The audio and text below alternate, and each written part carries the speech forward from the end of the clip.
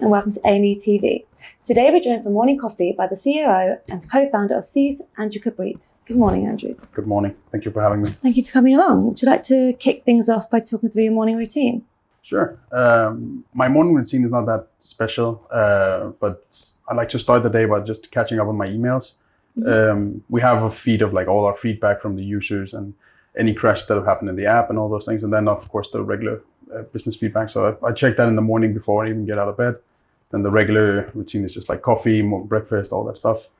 Once I get to the office, it's run a quick like tour through the app to make sure everything works as it should. Like we're a fairly small team, so I have to do a lot of customer feedback and service on my own. And then, yeah, every time like we meet, we have like a Seez Slack channel, check up on everyone, how they're doing, get a good start on like where are we standing today and what's the tasks for the day, and then we kick off with a quick 5-minute meeting and then we get started. Perfect. And would you like to tell us how Seez came to be and how it all got started? So it actually started like many other startups as something totally different than what it is today. Originally, the idea came from my co-founder, Tariq, walking on the streets in Beirut. He saw a Mini on the streets. He had just sold his old car, was about to move to Dubai. And then he wanted a temporary car before leaving. And then he found this Mini, he wanted to buy it, but he didn't really know what it was worth. He didn't even know which car it was, what year it was, and all those things. So he thought it would be cool if we had one app that could simply take a picture of a car and you would recognize what car it is and what it's worth. So we started with that. It was sort of like a Shazam for cars. But that quickly changed because we realized once you get started with a startup company that you have to solve a real problem, and not that many people run around taking pictures of their cars to figure out which car it is. So we quickly changed that direction and became more of like a search engine for cars. Right. So what we do today is that we aggregate all cars that are for sale in the UAE, sort of like Kayak or Trivago for hotels, but this is for cars.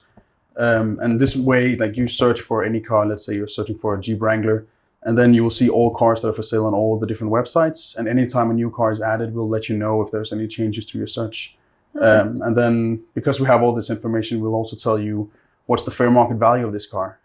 There's a lot of lack of information in the region, so we try to bring all the information there is together and then analyze it for you so you don't have to do it on your own. Definitely. What's the importance of using AI both globally and in the region particularly? So generally AI allows people to do things that were previously seen as a luxury. AI can do some rudimentary tasks that people normally would do, but it requires a lot of thinking and analysis to do that. Previously, the first generation of computers allowed you to just calculate things, and it was more like on a calculation basis. Now you can take it a layer deeper and start doing several calculations at once and understand like a deeper understanding of the data. To make it simply, it's more close to how we think about things.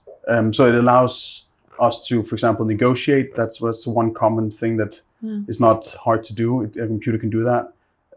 It can do searching much more efficiently. It can do sorting much more efficiently. You can do bookings and all those kind of things. Things that usually would require some sort of human intervention can now be automated by a robot and drastically reduce the cost. Okay, amazing.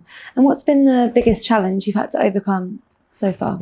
There are many challenges along the way we've had. The biggest one was probably, actually the most recent one was opening up in Saudi. One of the websites there is called Haraj, and it's known as a big cluster of a lot of things that are not cars. So you can search for a Honda Accord and you'll see a camel, you'll see some shrimps.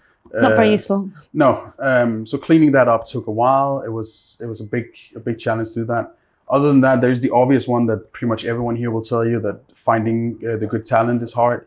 The right people. You're going to be spending several hours with these people that you hire, and if you hire the wrong ones, you're going to regret it for a long time. So finding the right people and while still growing fast is really hard. Definitely. And how about the biggest accomplishment you've had to date? So again, Saudi is one of them. Like opening up in Saudi Arabia was a big challenge. Another big challenge was the translation from Arabic to from English to Arabic on the app. So that was a big achievement for us to actually do these things in very short time. But the more general one would be like reaching 500,000 users. So that's only possible now because we've opened in 3 countries. But like reaching that benchmark is really it sets a big different perspective on what your app actually does. And do you have a personal motto? Do or do not, there's no trying.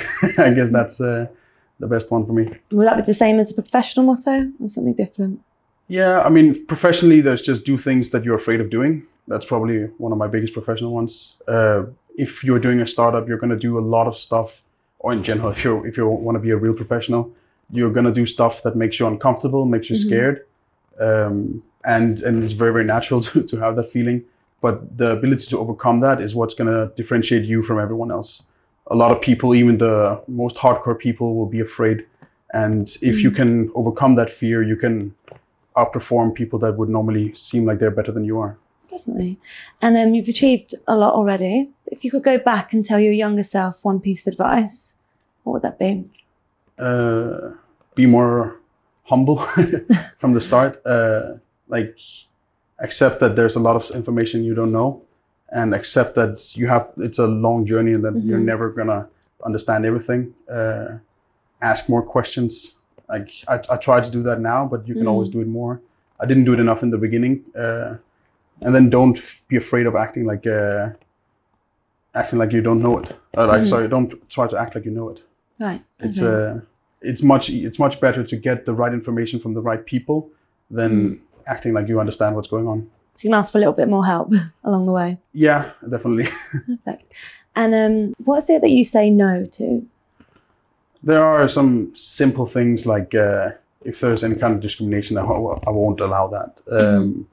But a more general thing is that if it's something that requires a lot of man hours, something that can't be automated and can't be done like on its own, then I often say no to it. Like we've been offered some really good opportunities where we would, but it required a lot of processing and required a lot of overhead to do it for the company. And while those can be very, very big projects, we say no to them because the whole core of who we are with using machine learning and AI requires that you take an approach that doesn't require a lot of human capital for it.